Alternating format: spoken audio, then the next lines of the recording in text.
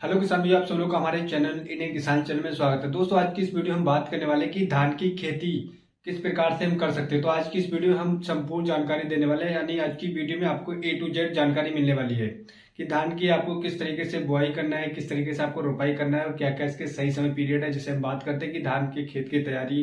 दूसरा हम बात करते हैं कि बीज की चयन कैसे करें और बीज उपचार करना है और बीज की क्या मात्रा होनी चाहिए और खाद की क्या डोज होनी चाहिए और क्या इसका सही समय होना चाहिए। और कीटनाशक के बारे में हम बात करेंगे, कौन कौन से कीटनाशक का हमें प्रयोग करना चाहिए और जो हमारी फंगसाइड यानी कि जो फंगस का हमें अगर लग जाती है हमारे धान की फसल में, तो फंगस के लिए हमें कौन से उपचार करना चाहिए। और धान में लगने वाले और बहुत सारे जो हमारे जो फर्टिलाइजर जो हम प्रयोग करते हैं कि कौन सा हम ग्रोथ प्रमोटर का प्रयोग कर सकते हैं, तो ये सारी जानकारी आपको इस वीडियो में मिलने वाली है।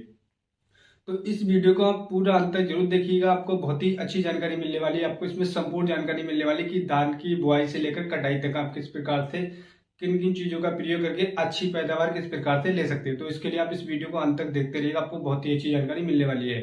यदि आप हमारे चैनल पर नए हैं तो कृपया करके हमारे चैनल को सब्सक्राइब करें, जिससे हमारे आने वाले अन्य काफी ज्ञानवर्धक वीडियो के नोटिफिकेशन मिलते रहें और आप काफी ज्ञानवर्धक वीडियो देखते रहें। तो आइए हम शुरू करते हैं दोस्तों कि धान की हम खेती किस प्रकार से अच्छी तरीके से कर सकते हैं। तो सबसे पहला हमारा जो कार्य है कि एक सही समय पीरियड कौन सा है धान की फसल के लिए। तो सबसे पहले हम बात करते हैं कि जो हम नर्सरी तैयार करते हैं, नर्सरी डालने का सही समय कौन सा है। काफी हमारे किसान भाई इस पर भी कंफ्यूज होते हैं। तो मैं आपको बताना चाहूंगा कि अगर नर्सरी का हम नर्सरी डालने जा रहे हैं तो नर्सरी का सबसे समय पीरियड है 1 जून से लेकर 15 जून तक नर्सरी का प्रयोग कर सकते हैं, यानी कि नर्सरी की बुआई कर सकते हैं, नर्सरी डाल सकते हैं। ये एक सही समय पीरियड है। दूसरा अगर हम बात करें वही कि धान की रोपाई करने का क्या सही समय पीरियड है, तो दोस्तों मैं बताना चाहूंगा कि हर एक एरिया में अलग अलग समय पीरियड होता है। कहीं पे कम समय होता है, कहीं पे अधिक समय के बाद में, यानी कुछ ही फर्क होता है लेकिन ज्यादा फर्क नहीं होता है। 15 जून से लेकर 15 जुलाई जून से लेकर अब 25 जुलाई तक धान की रोपाई कर सकते हैं। ये एक सही समय पीरियड है। बाकी आप अपने स्टेट वाइज अपने एरिया वाइज जो इस तरीके से आपके एरिया में धान की रोपाई हो रही है तो उस तरीके से आप करेंगे तो आपको अच्छा लाभ देखने को मिलेगा। लेकिन जो सही समय पीरियड है वो 15 जून से लेकर 25 जुलाई है। ये तो बात होगी किसान भाइयों की धान की सही समय पीरियड कौन सा है बुआई करने का, रोपाई करने का और नर्सरी डालने का। अब बात कर लेते हैं कि धान की सबसे इंपॉर्टेंट चीज है कि आपको कौन सा कार्य सबसे पहले करना है। तो सबसे पहला कार्य है दोस्तों खेत की तैयारी करना। धान के खेत की तैयारी करना एक बहुत ही ज्यादा अति आवश्यक कार्य है। अगर आप इस कार्य को सही तरीके से कर लेते हो तो अपनी धान की फसल से बहुत ही अच्छा लाभ ले सकते हो, अच्छा पैदावार ले सकते हो। और काफी किसान भी हमारे अच्छा पैदावार ले रहे हैं धान की अच्छी तरीके से खेत की तैयारी करके। तो धान की खेत की तैयारी आपको किस प्रकार से करना है। काफी हमारे किसान भी गलती करते हैं, वो सही तरीके से धान के खेत की तैयारी नहीं कर पाते। तो उसमें गलती ये करते हैं वो सही तरीके से जुताई नहीं कर पाते, सही तरीके से खाद का प्रबंध करते हैं, लेकिन सही तरीके से जो हमारी खेत की तैयारी होती है उस पर कौन सी खाद का प्रयोग करना उसका प्रयोग नहीं करते, जिससे उन्हें अच्छा रिजल्ट नहीं देखने को मिलता है, अच्छी पैदावार नहीं देखने को मिलती है। तो मैं आपको बताना चाहूंगा काफी हमारे किसान भाई गहरी जुताई करा देते हैं, यानी कि जो हमारे हाल चल रहे हैं जिस उससे आप काफी गहरी जुताई करा देते हैं, जिससे कि तिफारा हर होता है, इससे आप काफी गहरी जुताई होती है। उससे ये होता है कि हमारे पैर अंदर तक धंस जाते हैं। तो आपको ऐसा बिल्कुल नहीं करना। खेत की तैयारी के लिए आपको मीडियम गहरी जुताई करना है। हालांकि काफी हमारे किसान गहरी जुताई करते थे, लेकिन आपको ऐसा बिल्कुल नहीं करना। आपको मीडियम गहरी हल्की गहरी जुताई करना है, यानी कि मीडियम गहरी जुताई करना है।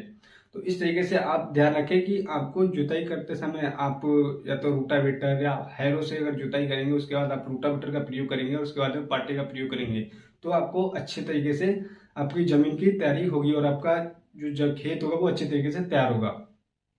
और उस पे अब वो बात करते हैं कि उससे भी पहले एक जरूरी कार्य ये है किसान भाइयों की जब आप खेत की तैयारी करो तो उस समय पर आपको सड़े हुए गोबर की खाद कम से कम 1 से 2 ट्राली का प्रयोग अवश्य करें, क्योंकि किसान भाइयों देसी घूरे की आवश्यकता बहुत ही ज्यादा होती है हमारी धान की फसल के लिए। तो अगर आप धान की फसल में 1 से 2 ट्राली घूरे का प्रयोग करें और उसके बाद में हल्की मीडियम जुताई करके रूटावेटर से पाटा लगाने के बाद आपका खेत तैयार है।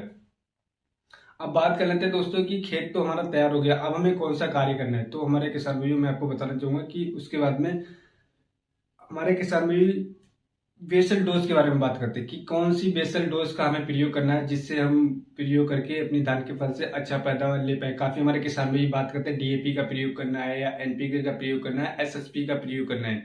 तो कौन से खाद का सही तरीके से प्रयोग करेंगे जिससे हमारे आने वाले टाइम पे धान की फसल अच्छा पैदावार दे सके और हम अच्छा लाभ ले सके। तो इसके लिए आपको जानना जरूरी है कि कौन सी सही खाद का प्रयोग करते हैं। तो मैं आपको बताना चाहूंगा, जैसे आप बेसल डोज में जब आप खेत की रोपाई करने जा रहे हो तो उससे पहले एक महत्वपूर्ण चीज और मैं आपको डिस्कस कर लेता हूँ किसान भाइयों की। काफी हमारे किसान में कंफ्यूज होते हैं कि नर्सरी कितने दिन की होना चाहिए तब हम रोपाई कर सकते हैं, क्या सही समय पीरियड है नर्सरी का।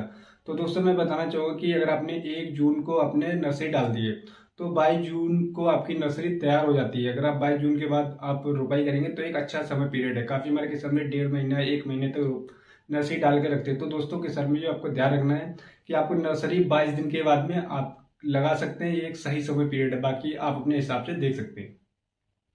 तो अब बात करते हैं कि बेसल डोज में हम कौन सी खाद का प्रयोग करना है। तो दोस्तों मैं आपको बता रहा हूँ, जो बेसल डोज में आपको लेना है एसएसपी लेना है। दोस्तों एसएसपी लेना है आपको 2 बड़े करीब 100 किलोग्राम के आसपास में आपको एसएसपी लेना है। और उसके बाद में आपको लेना है 50 किलोग्राम डीएपी। और डीएपी लेने के बाद में दोस्तों आपको क्या करना है, आपको लेना है रीजेंट। रीजेंट का बहुत ही ज्यादा अति आवश्यक होता है, क्योंकि आपको रीजेंट काफी हमारे किसान भाइयों को पता है कि रीजेंट का क्या महत्व है। तो दोस्तों आपको रीजेंट लेना है। रीजेंट लेना है आपको किसान भाइयों, करीब आपको लेना है रीजेंट 10 किलोग्राम। और उसके साथ में आपको खेत में खाद जो पहली बेसल डोज है उसमें दे देना है। देने के बाद में किसान भाइयों अगर आप देखेंगे तो आपकी जो जमीन है उसमें आपको फुटाव अच्छा होगा, आपके किले की टिलिंग जबरदस्त निकल के गई है, उसमें जड़ों का फुटाव अच्छा होगा और काफी अच्छा आपको ग्रोथ देखने को मिलेगा। धान हमारा जो चलेगा बहुत ही अच्छी तरीके से चलेगा, आपको हरा भरा दिखाई देगा। इस तरीके से आप खाद का प्रयोग करते हैं। लेकिन दोस्तों आपको ध्यान रखना कि जब आप खेत की तैयारी करो तो आपकी मेड़े साफ होना चाहिए। काफी हमारे किसानों को मेड़ों से ही काफी ज्यादा खरपतवार की समस्या देखने को मिलती है। तो आपको ध्यान रखना कि आपको अपनी मेड़े बहुत ही अच्छी तरीके से साफ तरीके से बनाकर रखना है। और 1 एकड़ में आप अच्छी तरीके से मेड़ों का चयन करें। आप छोटी छोटी मेड़ों का चयन करें तो आपको ज्यादा अच्छा लाभ देखने को मिलेगा। अब बात कर लेते हैं किसानों की, आपने बेसल डोज तो दे दिया और उसके बाद आपको कब खाद का प्रयोग करें। तो दोस्तों आपको जो पहली डोज देना है वो आपको रोपाई करने के 8 से 10 दिन के बाद देना है। या कुछ हमारे किसान 1 सप्ताह के बाद भी देते हैं। तो लेकिन आपको 1 सप्ताह से लेकर 8 से 10वें दिन आपको पहली डोज देना है। उसमें आपको क्या देना है किसान भाई, आपको 10 किलोग्राम पोटास देना है। और उसके बाद में आपको देना है नाइट्रोजन। नाइट्रोजन दोस्तों आपको देना है, अगर आप नाइट्रोजन दे रहे हैं तो आपको ध्यान रखना है नाइट्रोजन हम 50% मात्रा अभी देंगे। 50% मात्रा करीब हमारी जब धान की फसल करीब 30 से 35 दिन की हो जाएगी तब हम उसका प्रयोग करेंगे। तो आपको लेना है करीब 50 से 60 किलोग्राम नाइट्रोजन लेना है और उसके साथ में आपको 10 किलोग्राम पोटास का प्रयोग करना है। ये आपकी पहली जो खाद आप दे रहे हैं ये एक सही समय पीरियड है। 10 दिन के बाद आप खाद का प्रयोग करेंगे इस तरीके से तो आपको बहुत ही अच्छा रिजल्ट देखने को मिलेगा। और बात कर लेते हैं दोस्तों कि आपको रोपाई करने के दूसरी खाद कितने दिन के बाद देना। तो दोस्तों मैं आपको बताना, जो काफी हमारे किसान भाई 2 सप्ताह के बाद में खाद का प्रयोग करते हैं, लेकिन कुछ हमारे किसान भाई 18 से 20 दिन में खाद का प्रयोग करते हैं। लेकिन जो मैं आपको बताने जा रहा हूँ तो उस तरीके से अगर आप करेंगे तो आपको अच्छा लाभ देखने को मिलेगा।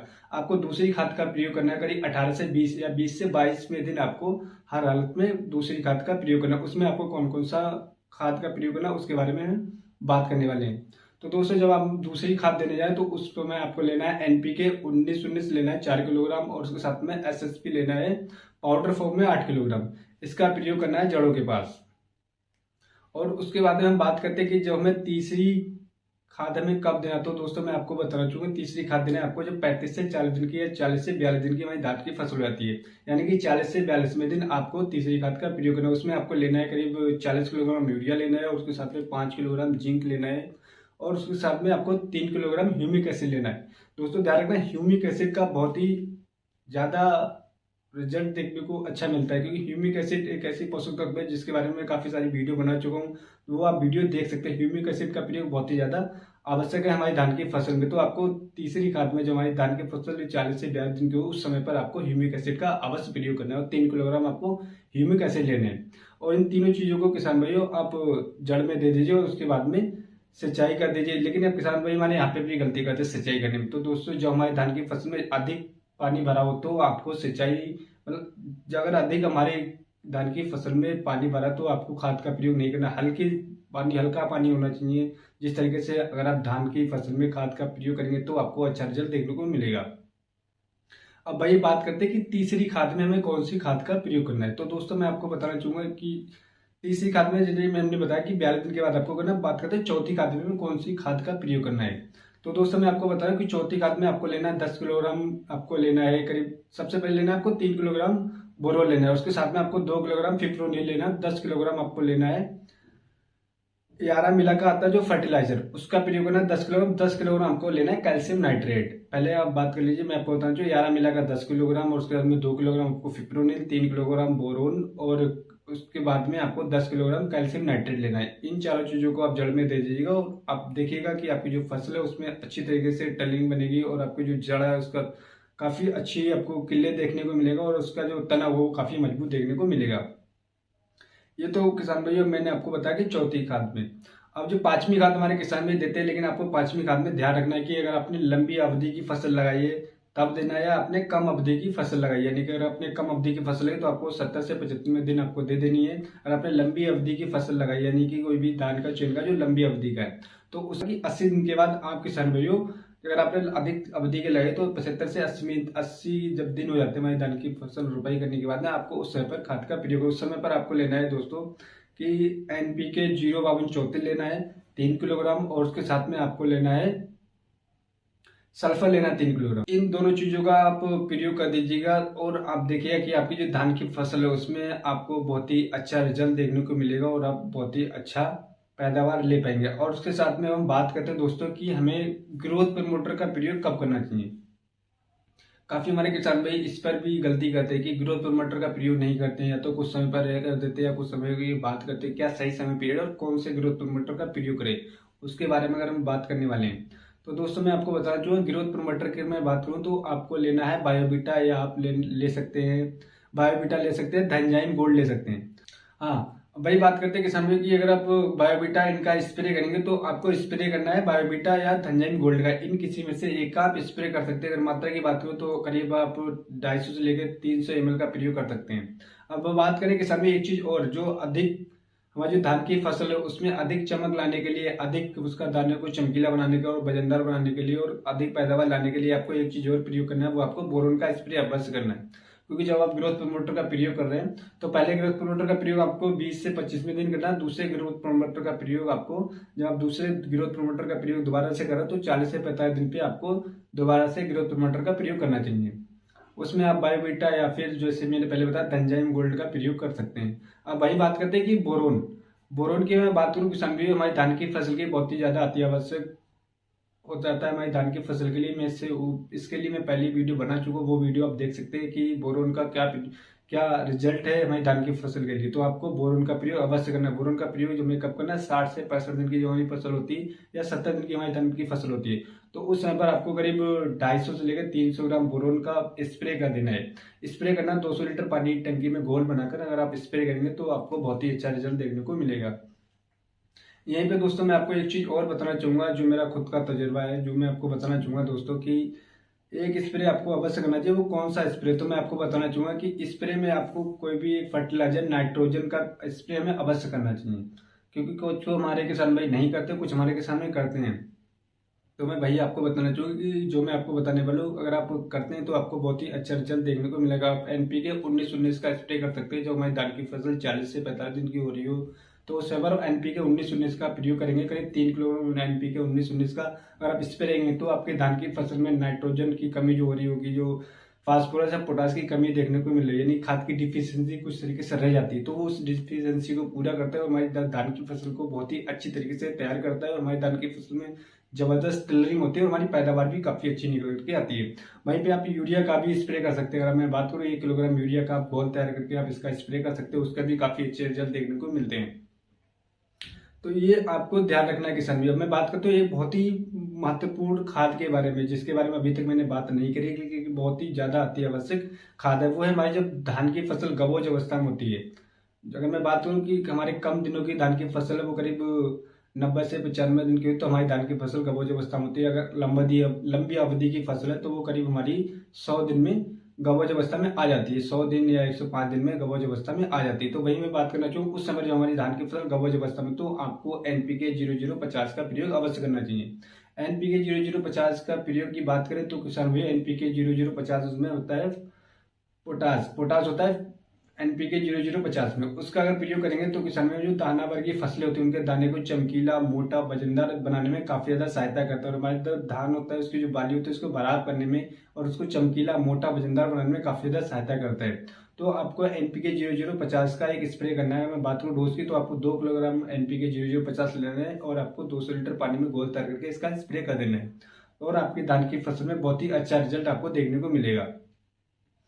अगर इस तरीके से खाद का प्रयोग करेंगे, जिस तरीके से मैंने आपको खाद का शेड्यूल बताया, तो उस तरीके से आप अगर धान की फसल में प्रयोग करेंगे तो आपको बहुत ही अच्छा रिजल्ट देखने को मिलेगा। फंगस के बारे में बात करें, फंगस अगर हमारी धान की फसल में रहती है तो हम कौन सा प्रयोग करें, कौन से टेक्निकल का प्रयोग करें। तो फंगस किसान भाई बहुत सी तरीके से हमारी धान की फसल में लगती है। तो बिलास लगता है, गर्दन मोड़ लगता है, लीफ लगती है, सुंडी लगती है, काफी तरीके से फंगस लग जाती है। तो फंगस के लिए हमें कौन सी स्प्रे का प्रयोग करना चाहिए। तो किसान भाई आपको नोटिव आपको एक आती है, नोटिव आती है कि वो आती है, उसका प्रयोग करना है आपको 200 ml आपको लेना है, 200 लीटर पानी में इसका घोल तैयार करना। दूसरा एक आता है BASF का आता है टोबिकनोजोल, जो कि होता है कि हेडलाइन नाम से दवाई आती है, हेडलाइन नाम से आप उसका ले सकते हैं और उसको आप 200 ग्राम आपको लेना है और आपको 200 लीटर पानी में उसका प्रयोग करना है। एक आता है किसान में रिजेंट, आपको रिजेंट लेना है 200 ml और उसका भी आपको 200 लीटर पानी में घोल तैयार करके आपको स्प्रे कर देना है। इन तीनों दवाओं को मैं इसलिए बता रहा हूँ कि आपको जिस प्रकार से आपको लगे कि आपकी पहली स्प्रे में आपकी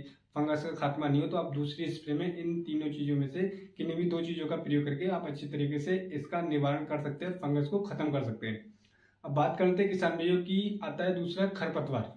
काफी हमारे किसान भी खरपतवार पे काफी ज्यादा ध्यान नहीं देते, लेकिन किसान भाइयों हमारे, मैं आपको बता रहा हूँ, जो खरपतवार एक ऐसी समस्या हमारी धान की फसल की जिस पर हम सही तरीके से कार्य नहीं करते तो हमारी धान की फसल में 40% घाटा देखने को मिलता है। क्योंकि जिस भी खाद का हम प्रयोग करते हैं वो सारे खरपतवार ले लेते हैं, तो इस तरीके से 40% घाटा देखने को मिलता है। तो आपको खरपतवार पर बेहद ध्यान रखना है। तो मैनुअल निकालेंगे तो आपको बहुत ही ज्यादा महंगा पड़ेगा। तो मैं आपको बता चुका, नॉमिनी गोल्ड आता है जो कि आती है प्रिया इंडस्ट्री का आता है नॉमिनी गोल्ड, वो लेना है आपको 100 ml, उसका स्प्रे कर सकते हैं। दूसरा एक आता है बायर कंपनी का कॉन्सिल, इन दोनों में से किसी एक का प्रयोग करेंगे आप 100 ml और आपको स्प्रे कर देना है। इन दोनों में से किसी का अगर आपको ज़्यादा लगेगी पहले स्प्रे में नहीं खत्म हुआ तो आप इन दोनों में से दोनों का स्प्रे करेंगे तो आपको अच्छा रिजल्ट देखने को मिलेगा और आपकी खरपतवार जड़ से खत्म हो जाएगा। तो किसान भाई जैसे कि मैंने आपको बताया था कि आपको बारी बारी से पूरी जानकारी दी कि आपको खेत की तैयारी किस प्रकार से करना है, खाद का कौन सा चयन करना है, खाद शेड्यूल कौन सा अपनाना है और आपको खरपतवार में कौन से खरपतवार का प्रयोग करना है और आपको फंगस में कौन से फंगस का प्रयोग करना है। अब बात कर लेते हैं कुछ हमारी टॉप वेराइटी के बारे में। काफी हमारे किसान भी गलती करते हैं कि वेराइटी तो बहुत ज्यादा मार्केट में अवेलेबल, लेकिन मैं आपको बता चुका 2 ही वेराइटी आती है, बासमती, नॉन बासमती आती है। तो बासमती में बात करूँ तो पूसा की आती है पप्पी 6444, एक आती है, एक आती है एराइज की 6444, उसका चयन कर सकते हैं। एक आती है पूसा पी 1509 यानी कि 1509, पूसा पी 1509। इन तीनों में से किसी भी एक वैरायटी का आप चयन कर सकते हैं, आपको बहुत ही अच्छा रिजल्ट देखने को मिलेगा। दोस्तों आपको ध्यान रखना है, आप जब भी धान की बुआई कर रहे हैं, धान की नर्सरी डालें तो आपको बीज का फंगिसाइड अवश्य, यानी कि जो आपको बीज का उपचार अवश्य करना है किसी भी फंगिसाइड टेक्निकल से। तो अगर आप फंगिसाइड का प्रयोग करेंगे और अपने धान की रोपाई के लिए अगर आप नर्सरी डालेंगे तो आपको करेंगे तो आपको अच्छा रिजल्ट देखने को मिलेगा। तो दोस्तों उम्मीद करता हूँ मैं आपको एक सही और एक सटीक जानकारी दे पाया। अगर आपका कोई सवाल है, कोई भी आपका सुझाव है, आप कुछ पूछना चाह रहे हैं तो आप हमें डायरेक्टली कमेंट कर सकते हैं। आपका जो सवाल है उसका मैं जवाब देने की कोशिश करूँगा। आपका कोई सवाल जो सुझाव है वो आप दे सकते हैं। तो उम्मीद करता हूँ मैं आपको एक सही और एक सटीक जानकारी दे पाएगा। हमारी वीडियो आपको पसंद नहीं तो मेरे चैनल को सब्सक्राइब करना बिल्कुल मत भूलिएगा और हमारे वीडियो को अपने किसान भाइयों के साथ में शेयर करें, जिससे हमारी जो जानकारी है उन तक पहुंच सके, वो अपनी धान की फसल से अच्छा लाभ ले सके। तो अगली वीडियो मिलते हैं दोस्तों नई वीडियो में नई जानकारी के साथ। धन्यवाद किसान भाइयों।